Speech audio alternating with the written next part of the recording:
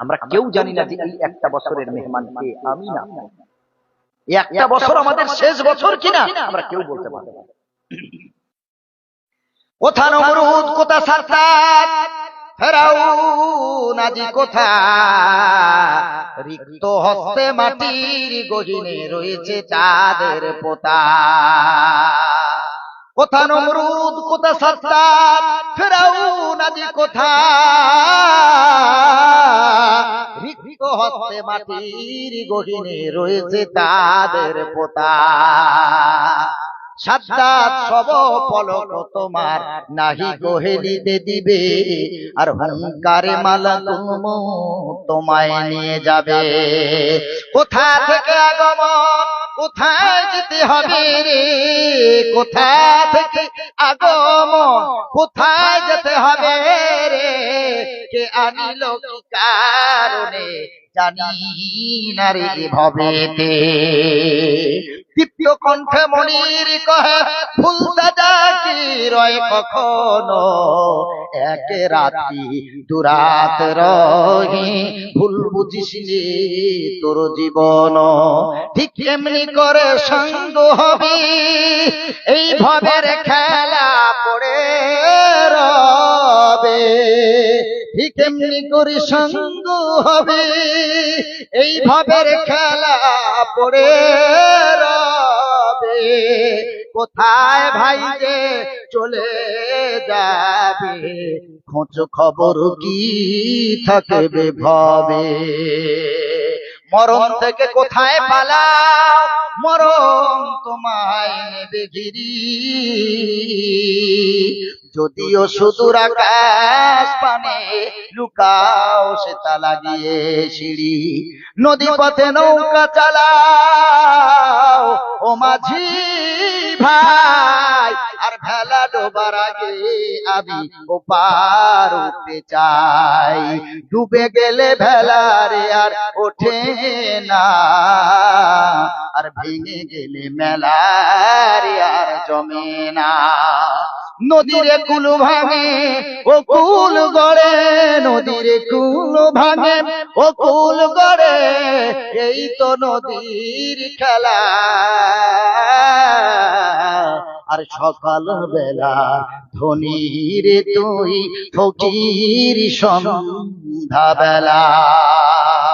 ওরে মুসলমান অহংকার নয়, কোথায় বাদশা ফেরাউন, কোথায় কারুন, কোথায় হামান, কোথায় সাদ্দাত, সব বড় বড় নেতা খালি হাতে বিদায় নিয়ে চলে গেছে। আজ আমি আছি কাল থাকবো না। আজ যদি নিজের জন্য কিছু করে যাই, আমি মরে যাওয়ার পর আমার ছেলে, আমার মেয়ে, আমার পরিবার আমার কবর জিয়ারত করবে কিনা আমি গ্যারান্টি দিতে পারবো না।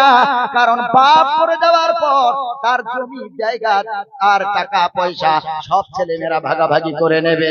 1 বছর 1 মাস 2 মাস আব্বা মায়ের কথা মনে রাখবে, তারপরে আব্বা মায়ের কথা ভুলে যাবে। কোথায় আছে আব্বা শুয়ে, কোথায় আছে মা শুয়ে, জীবনে একদিন কবর জিয়ারত করতে পারবে না। ওরে মুসলমান, তাই নিজে থেকে দুনিয়াতেই থেকে নিজের কবরের সামান তৈরি করে নেন।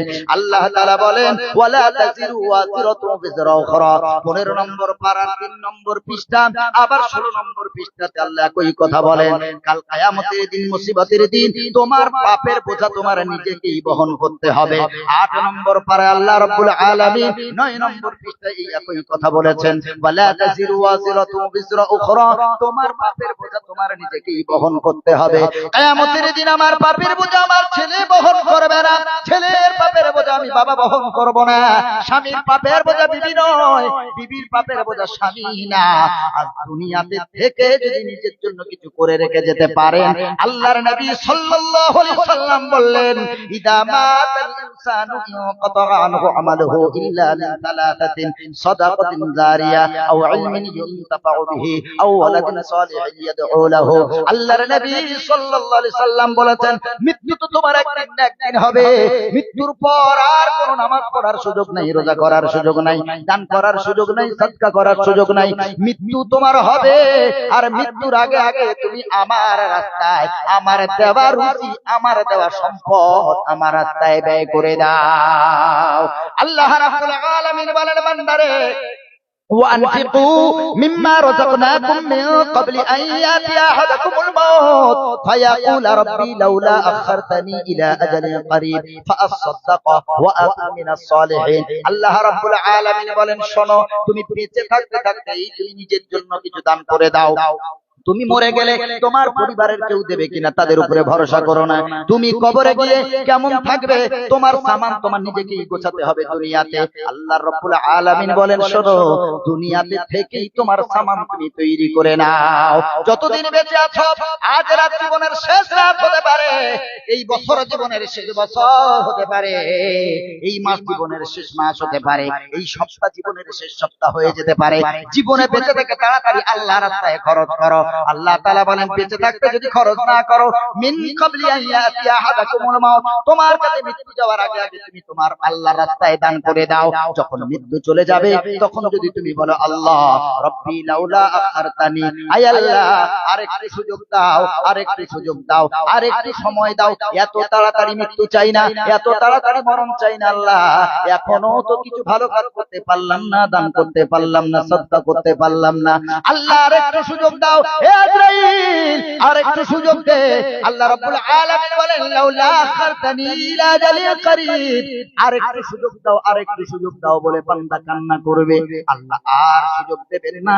মৃত্যুর কারণে আবার তখন শুরু হয়ে যাবে। আল্লাহ তখন বান্দার তওবা গ্রহণ করেন না, বান্দার কোনো কথা আল্লাহ আর গ্রহণ করবেন না। আল্লাহ রাব্বুল আলামিনের বান্দা ওই মৃত্যুর সময় আল্লাহর ফেরেশতার কাছে একটু সাহায্য চাইবে, এই ফেরেশতা আরেকটু সুযোগ দে, এত তাড়াতাড়ি মৃত্যু দিস না রে। ফেরেশতা কোনো কথা শুনবে না, ফেরেশতাকে তখন বলবে, শোন, একটু যদি সুযোগ দিতিস তাহলে কি করতাম, শোন, ফাসাদদাক, আমরা আরেকটু সুযোগ দে, আমরা একটু দান বেশি বেশি করি। এতদিন দান করিনি, ভেবেছিলাম করলে কমে যাবে, কিন্তু দেখছি না না, মৃত্যু হয়ে মৃত্যু কাছাকাছি এসে গেছে, একটু সুযোগ দে, দান করব। ওয়া কুম মিনাস সালিহিন, আর আমরা নেককার মানুষ হয়ে যাব, আমরা চরিত্রবান মানুষ হয়ে যাব, আমরা মুমিনিন হয়ে যাব, আর একটু সুযোগ দে রে আল্লাহর ফেরেশতা।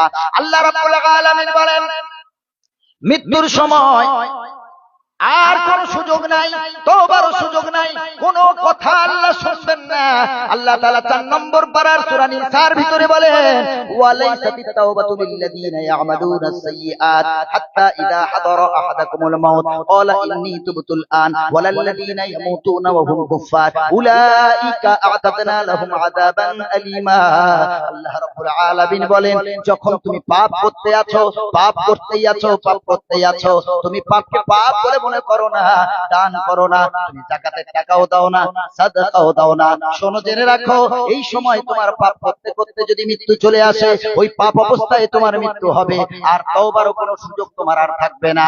আর তুমি যদি তওবা করতে চাও, ওই সময় আল্লাহ তাআলার তওবা গ্রহণ করবেন না। বেঈমান অবস্থায় মৃত্যু হবে, কুফর অবস্থায় মৃত্যু হবে, আল্লাহকে অস্বীকার করা অবস্থায় মৃত্যু হয়ে যাবে। আল্লাহ এই কারণে বলেন, বান্দারে, মা ইনদাকুম ইয়ানফাদ ওয়া মা ইনদাল্লাহি বাক, আমি আল্লাহ যা দিয়েছি তা আমার রাস্তায় ব্যয় করো। তোমার কাছে যদি গুছিয়ে রাখো, ইয়ানফাদ, কোনো না কোনো কারণে, কোনো রোগ দিয়ে, কোনো বিমার দিয়ে, কোনো মুসিবত দিয়ে, কোনো পেরেশানি দিয়ে আমি আল্লাহ তোমার জমানো টাকা পয়সা সম্পদকে শেষ করে দেব। এমন আমি আল্লাহ রোগ বিমার দেব, তুমি তোমার টাকা কেন, তোমার ঘর বাড়ি দোকান মাকান সব বিক্রি করে তোমার রোগ সারাতে পারবে না।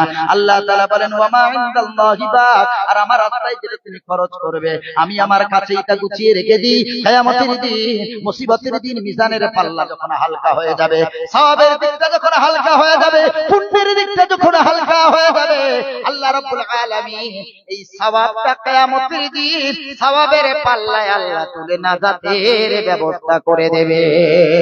ও মুসলমান বাবাজি,